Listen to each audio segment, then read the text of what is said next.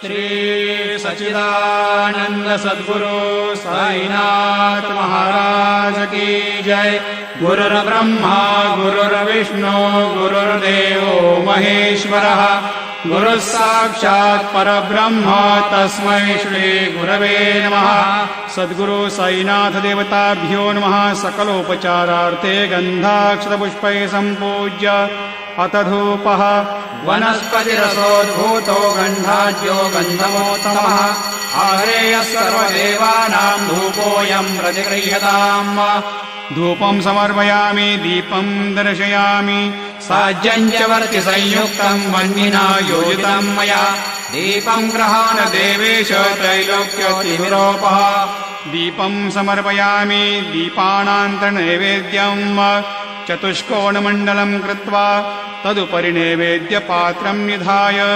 गायत्रीमन्त्रेण पात्राणि प्रोक्षयेत्। नैवेद्यं निवेदयामि नाभ्या आसेदन्तरिक्षग्नुषेरश्नोर्द्यौः समवर्तत पदभ्यां भूम्यदेशः श्रोत्रा तथा लोकान् अकल्पयन् धेनुमुद्रां प्रदर्शयेत्। ॐ प्राणाय स्वाहा ॐ अपानाय स्वाहा ॐ व्यानाय स्वाहा ॐ उदानाय स्वाहा ॐ समानाय स्वाहा ॐ ब्रह्मणे नमः। मध्ये पानीयं समर्पयामि पुनर्नैवेद्यं निवेदयामि। ॐ प्राणाय स्वाहा ॐ अपानाय स्वाहा ॐ व्यानाय स्वाहा ॐ उदानाय स्वाहा ॐ समानाय स्वाहा ॐ ब्रह्मणे नमः। सद्गुरु साईनाथ देवताभ्यो नमः। नैवेद्यं समर्पयामि हस्तप्रक्षालनं समर्पयामि मुखप्रक्षालनं समर्पयामि करोद्वर्तनार्थे चन्दनं समर्पयामि। सद्गुरु साईनाथ देवताभ्यो नमः। प्रार्थनापूर्वक नमस्कारं करोमि।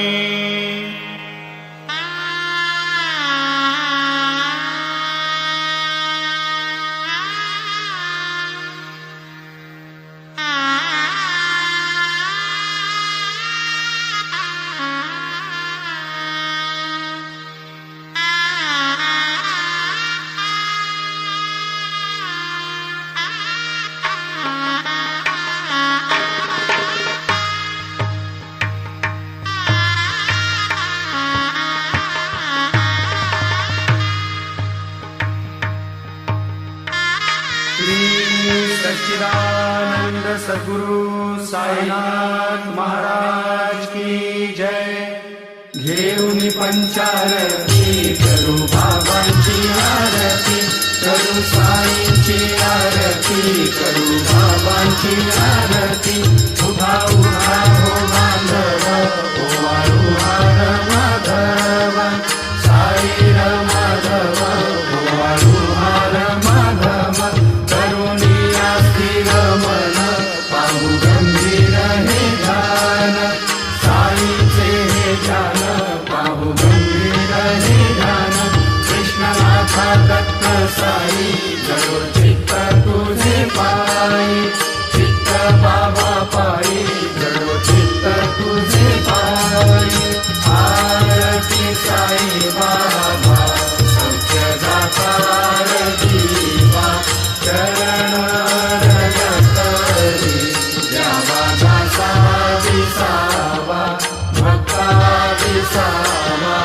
आरती साई बाबा जाणून आनंद स्वस्वरूपी राधे गंग मोक्ष जनादारी निज डोळा श्रीरंग डोळा श्रीरंग। आरती साई बाबा जयमनी जैसा भाव तैसा अनुभव दाविसी दया धना ऐसी तुझी ही माव तुझी ही माव। आरती साई बाबा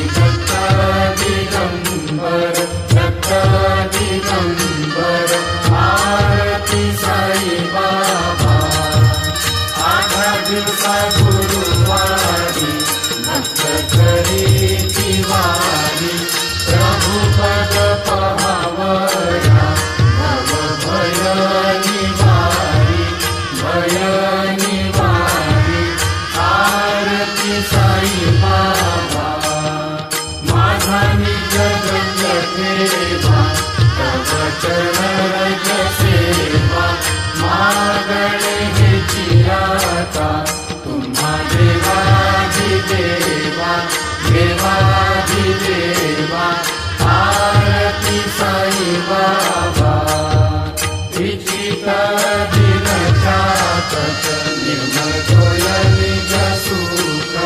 पाजावे माधवाया सांगा आपुली भाग आरती साई बाबा सौख्य दातार जीवा चरण रजतरी द्यावा दासा विसावा भक्ता विसावा आरती साई बाबा जय देव दत्ता अवधूता हो साई अवधूता जोडून कर तव चरणी देवी तो माझा जय देव अवतर से चोरीता धर्मा पे घाली नासिका नाही तुला निज भजनी दाविसिला नाहीला असंख्य रूपानी हरसी दीनाचे तू संकट विहरजनी जय देव दत्ता अवधूता हो साई अवधूता जोडून कर तव चरणी देवी तो माझा जय देव यवनस्वती विद्या दर्शन क्वाति भजे संशय निरसुनिया प्रत्ययता धारणे गोपी चंदा मंदा साक्षी उद्धरिणे मोहिन वंशी जन्मुनि लोका कार्ये जय देव दत्ता अवधूता हो साई अवधूता जोडून कर तव चरणी देवी तो माथा जय देव वेदन तत्वी हिंदू यवनांचा काही गावायासी झाला पुनर्विनर्देही साहस प्रेमाने तो हिंदू यवनाही दाहिसी आत्मत्वाने व्यापक हा साई जय देव दत्ता अवधूता हो साई अवधूता जोडून कर तव चरणी देवी तो माथा जय देव देवा साई नाथा सत्पदलत भावे परमाया मोहित जन मोचन धनी भावे कृपया सकलांचे संकट निरसावे देशील करिते त्वद्दश कृष्णाने गावे जय देव दत्ता अवधूता हो साई अवधूता जोडून कर तव चरणी देवी तो माझा जय देव शिर्डी माझे पंढरपूर साई बाबा रमावर साई बाबा रमावर शुद्ध भक्ती चंद्र भागा भाव कुंडलिक जागा भाव कुंडलिक जागा याहो अवघे जन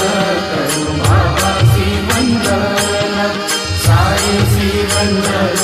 करू भावासी वंदन गणून म्हणे बाबा साई भाव माझे आई भाव माझे आई भाव माझे आई गाणी लोकांना बंधीन चरण जोरान पाही रूप तुझे प्रेमे आलिंगन आनंद पूजन भागे उवाळीन म्हणे नवा त्वमेव माता पिता त्वमेव बंधुश्च सखा त्वमेव विद्या जगन् त्वमेव सर्वं मम देव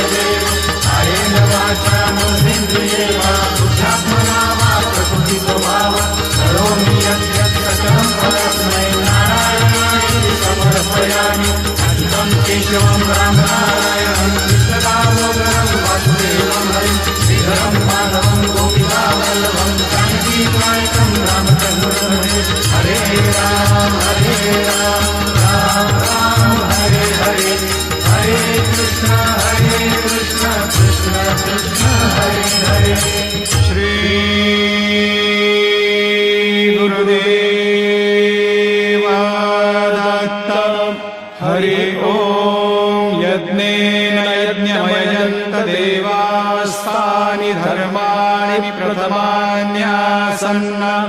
ते अनाकम् महिमान सजन्त यत्र पूर्वे साध्या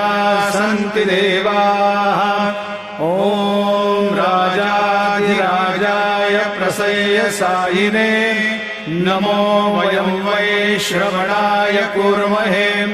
समे कामान् कामकामाय मह्यम् कामेश्वरो वै श्रवणो दधातु कुबेराय वै श्रवणाय महाराजाय नमः ॐ स्वस्ति साम्राज्यं भोज्यं स्वाराज्यं वैराज्यं पारमेष्ठ्यं राज्यं महाराज्यमाधिपत्यमयं समन्तपर्यात् ईस्यात् सार्वभौमः सार्वायुषान्तादापरार्धार्थम् पृथिव्यै समुद्रपर्यन्ताया एकराळिति तदप्येष श्लोकोऽभिगीतो मरुतः परिवेष्टारो मरुतस्यावसङ्ग्रहे आवीक्षितस्य कामप्रेर्विश्वे देवाः सभासदैति श्रीनारायण वासुदेवाय सच्चिदानंद सद्गुरु साईनाथ महाराज की जय। अनन्तातुलाते कसे स्तवावे अनन्तातुलाते कसे नमावे अनन्तामुखांसा शिवे शेषगाथा नमस्कार साष्टांग श्री साईनाथा स्मरामि मनीषा पदानि भावे पुरावे तरी भक्ति साठी स्वभावे करावे जगा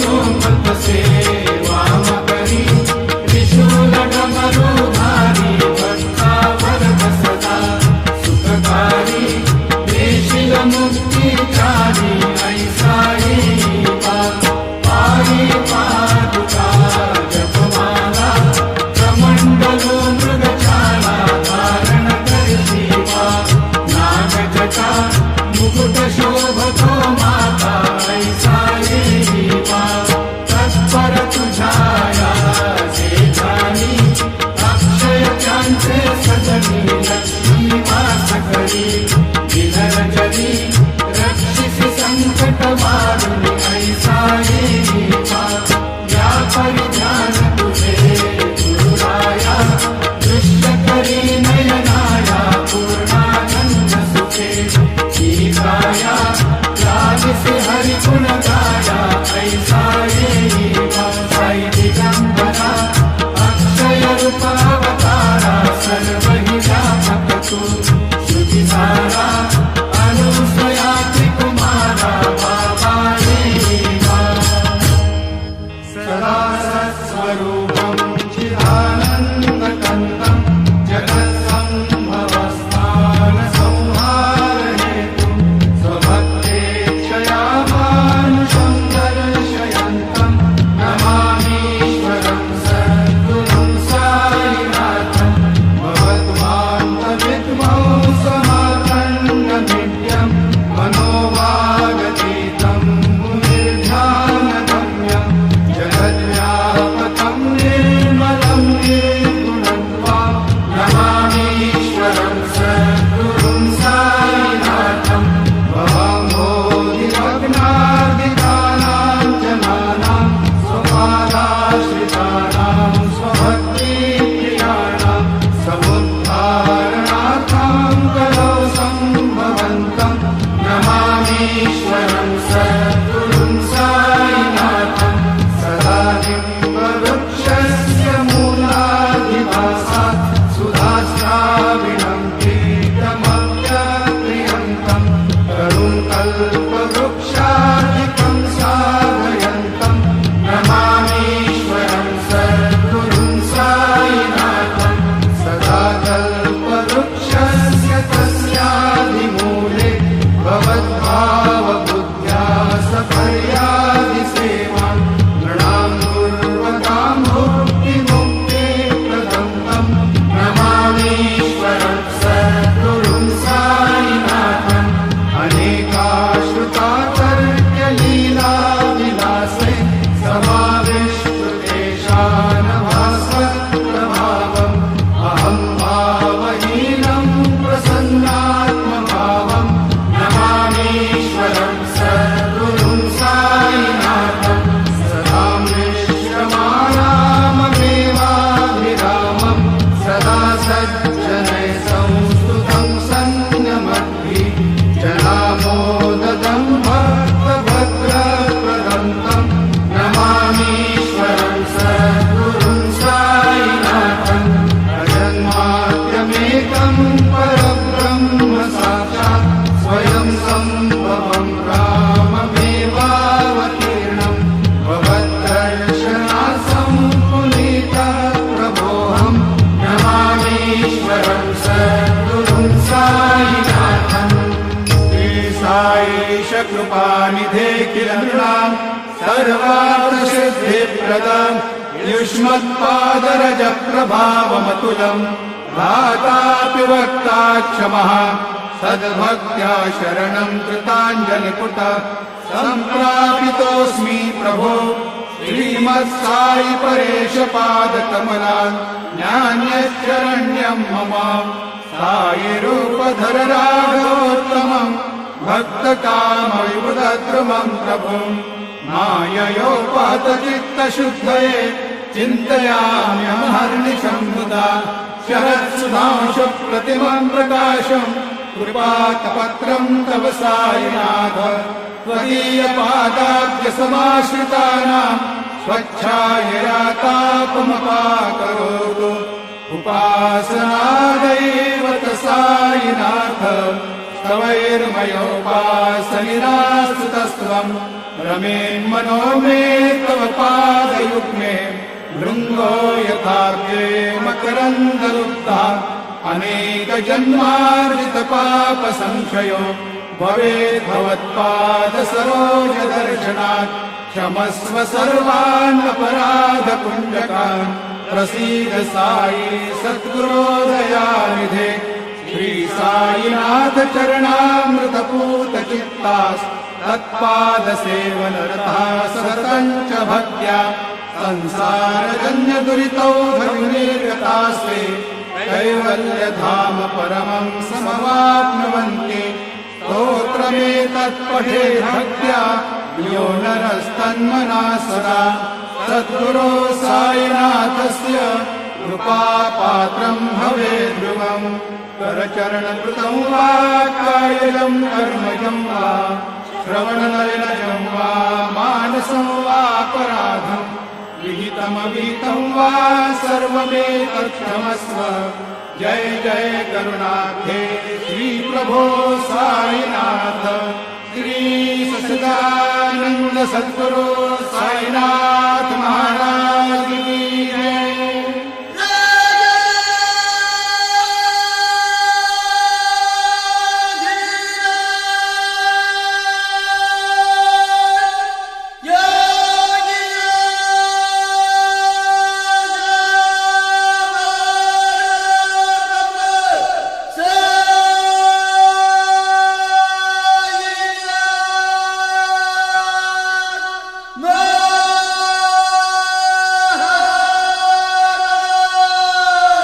श्री सच्चिदानंद सद्गुरु साईनाथ महाराज की जय।